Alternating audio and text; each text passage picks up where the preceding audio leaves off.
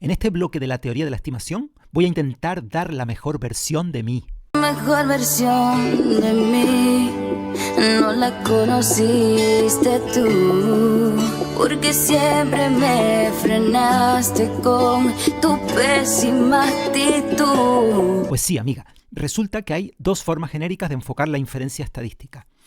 Una es utilizar la muestra para estimar parámetros desconocidos y otra es formular una hipótesis, una afirmación sobre esos parámetros o sobre otras cosas que ya iremos viendo y luego utilizar la muestra para contrastar o verificar esa hipótesis formulada. De momento, salvo que tú tengas algo en contra, nos centramos en la teoría de la estimación. Vamos allá.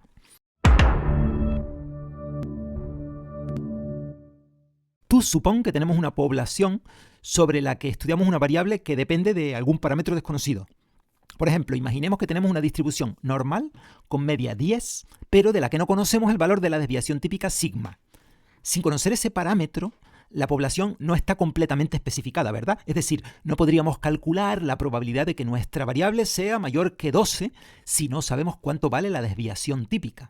Ni con la fórmula ni con el Excel. Recuerda que el Excel te va a pedir media y desviación típica para poder calcular probabilidades con la normal. ¿Qué hacemos? Pues fácil. Ese parámetro desconocido tendremos que estimarlo. Para ello utilizaremos los estadísticos muestrales que definimos en el vídeo anterior. Para la desviación típica, pues usaremos la cuasi desviación típica muestral, la S con gorrito. Pues bien, vamos a meterle un pelín de rigor a todo esto. Cuando un estadístico muestral se utiliza para estimar un parámetro poblacional, se le llama estimador de dicho parámetro. O sea, es un estadístico, es una variable aleatoria con su distribución de probabilidad. Pero al ser usado para estimar, pues también recibirá el nombre de estimador. Tampoco hay que ser muy lumbrera para entenderlo, ¿a que sí? Por cierto, a la diferencia entre el estimador y el parámetro desconocido que se pretende estimar, se le llama error de estimación. Lógicamente, la teoría de la estimación se basará en intentar minimizar dicho error. Vale, una vez que tomamos una muestra concreta, o sea, una muestra específica, ese estadístico, ese estimador, tomará un valor concreto para esa muestra concreta. Ese valor recibe el nombre de estimación del parámetro. Si te parece, para no liarla mucho, vamos a denotar la estimación concreta, igual que el estadístico, pero en minúscula. Pues bien, esa terminología es el rigor del que te hablé. Como ves, Superprofe, incluso cuando se pone rigurosito, intenta ser sencillo e intuitivo para que tú comprendas las cositas de la inferencia. Vamos a dar un pasito más para abordar el tema de la estimación. Se puede enfocar de dos maneras, la estimación puntual y la estimación por intervalos. Casi que no hace falta explicar qué es cada cosa. En el primer caso, el parámetro poblacional desconocido se estima por medio de un solo número. Ejemplo, estudiamos el peso de una serie de personas cuya media es desconocida. Tomamos una muestra cuyo peso medio da X raya 70 kilos. Pues 70 kilos será la estimación puntual del peso medio de la población. Claro, aquí surge un gran problema de, vamos a decir, credibilidad, aunque no es la palabra estadísticamente correcta. Es decir, según la muestra que tomemos, el estimador podrá tomar valores muy diferentes. O sea, podrá darnos estimaciones muy diferentes. ¿Qué confianza, y ahora sí estoy utilizando la palabra adecuada, nos merece la estimación? Esa estimación de 70 kilos, ¿es confiable? No hay que ser muy inteligente para ir aventurando de cara al vídeo siguiente que la estimación mediante intervalos será mucho más precisa. En ese caso, el parámetro se estima por medio de un intervalo dentro del cual se encontrará dicho parámetro desconocido con una probabilidad dada. O sea, nosotros podemos marcar o determinar esa probabilidad, ese riesgo que estamos dispuestas a asumir, el nivel de confianza. Cuanto mayor sea esa probabilidad de que el parámetro se encuentre dentro del intervalo, más precisa será la estimación. Claro que si yo le meto una probabilidad altísima para no equivocarme, por ejemplo 0,99, eso supondrá un sacrificio.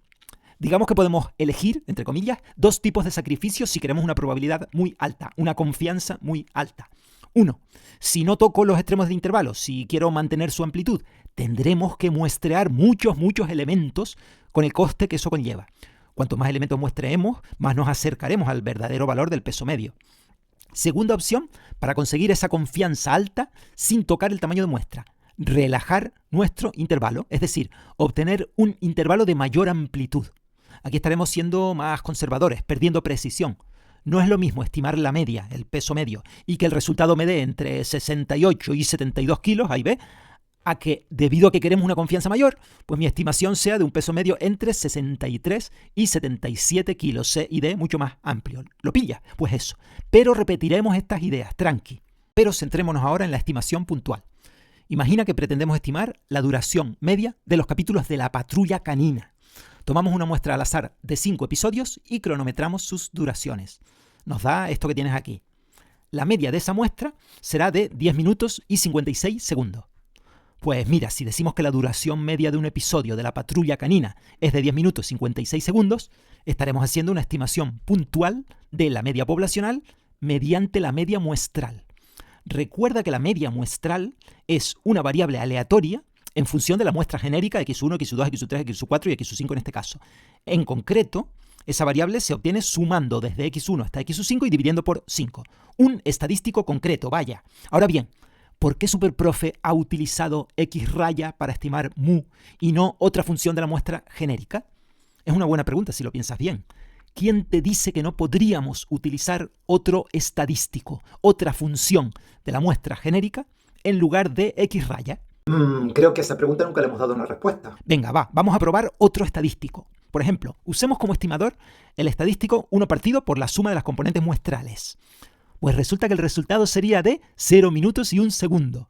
¿Tú crees que ese resultado puede ser la media de duración de La Patrulla Canina?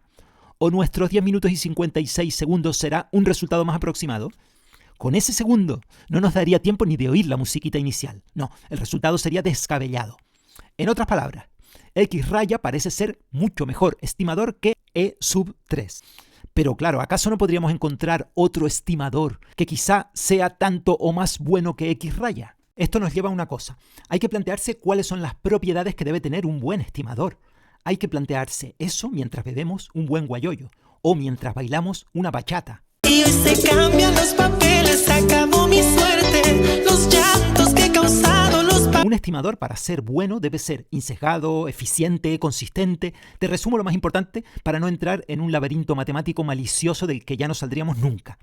Un estimador es insesgado si su valor esperado es el parámetro que pretende estimar. Y X raya lo cumple. Recuerda que, por ejemplo, la varianza muestral no es un estimador insesgado de la varianza poblacional, pero la cuasivarianza muestral sí.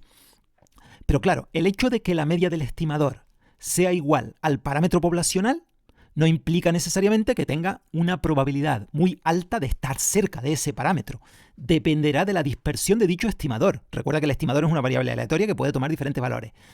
Esto es como la media aritmética, que la insesgadez por sí sola no es suficiente. Imagina ahora dos estimadores insesgados, que vamos a llamar t sub 1 y t sub 2, del parámetro desconocido. Vamos a llamar θ al parámetro desconocido para no abusar siempre de la media mu. Pues bien, t sub 1 será más eficiente que t sub 2 si su varianza es inferior. O sea, entre dos estimadores insesgados elegiríamos al más eficiente, al más preciso, ¿verdad? Al que presente menor dispersión, pues su probabilidad de estar más cerca del parámetro desconocido será mayor. De hecho, hay una cosa rara que se llama cota de Cramer-Rao que marca la mínima varianza posible y que nos permite definir un estimador como totalmente eficiente si es insesgado y de varianza mínima. O sea, cuando no exista otro estimador con una varianza más pequeña que la suya, toma ya.